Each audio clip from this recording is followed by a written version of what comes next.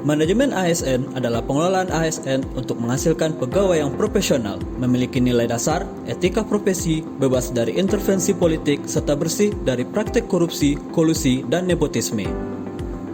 Hal ini penting dalam mewujudkan smart governance menuju pemerintahan berkelas dunia. Smart governance didefinisikan sebagai kemampuan pemerintah untuk membuat keputusan yang baik melalui dukungan teknologi informasi dan tata kelola kolaboratif. Smart governance bertujuan untuk mewujudkan peningkatan kinerja pelayanan publik, kinerja birokrasi pemerintah, dan kinerja efisiensi kebijakan publik. Salah satu bentuk dari manajemen ASN adalah melalui sistem merit. Sistem merit adalah kebijakan dan manajemen ASN yang berdasarkan pada kualifikasi, kompetensi, dan kinerja secara adil dan wajar, dengan tanpa membedakan latar belakang politik, ras, warna kulit, agama, asal-usul, dan jenis kelamin. Aspek manajemen ASN berdasarkan merit system terdiri atas perencanaan kebutuhan, pengadaan, pengembangan karir, promosi dan mutasi, manajemen kinerja, pengajian, penghargaan, dan disiplin, pelayanan dan perlindungan, serta sistem informasi. Salah satu poin dari Undang-Undang Nomor 5 Tahun 2014 adalah perubahan paradigma promosi saat ini yang sepenuhnya dilakukan dalam mekanisme pemilihan oleh Badan Pertimbangan Jabatan dan Kepangkatan ke metode baru yang dilakukan secara terbuka, di mana setiap orang yang memenuhi syarat dapat ikut serta di dalamnya. Pengisian jabatan ASN melalui seleksi terbuka atau lelang jabatan mengubah paradigma pegawai, di mana pegawai yang berminat untuk menduduki jabatan tertentu harus mengajukan dirinya untuk kemudian dibandingkan dengan kualitas calon pegawai yang lain. Seleksi terbuka atau lelang jabatan bertujuan untuk menghindari transaksi jual beli jabatan, intervensi jabatan, maupun praktek lainnya terhadap penempatan jabatan ASN.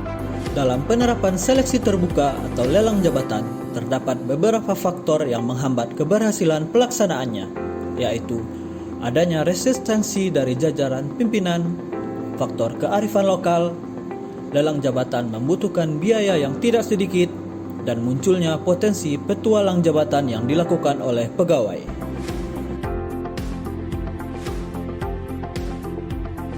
Penyelenggaraan praktek seleksi terbuka atau lelang jabatan yang baik diawali oleh komitmen pimpinan tertinggi dalam hal menciptakan persaingan yang sehat di antara para pegawai, menghapus unsur like dan dislike, meningkatkan kinerja instansi. Beberapa penyesuaian dapat dilakukan untuk mengatasi keterbatasan pengetahuan instansi terhadap prosedur lelang jabatan. Perbedaan karakteristik penugasan menyebabkan jenis, metode seleksi, dan metode penilaian pada setiap instansi berbeda. Pelaksanaan lelang jabatan dapat dikatakan berhasil jika dalam pelaksanaannya didukung dengan adanya komitmen pimpinan dan juga dukungan infrastruktur pengelolaan SDM yang memadai.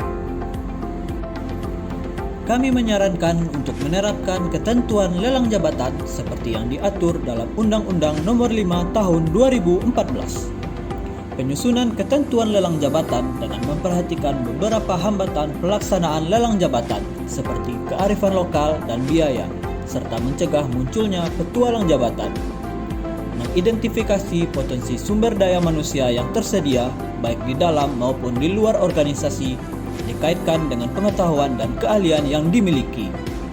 Sebelum pelaksanaan seleksi terbuka atau lelang jabatan, sebaiknya dilakukan sosialisasi terhadap hal berikut. 1. Kebijakan lelang jabatan untuk mengurangi resistensi dari pegawai. 2. Uraian tugas agar setiap pegawai mengetahui hal-hal yang harus ia lakukan apabila berhasil mendapatkan jabatan yang diinginkan.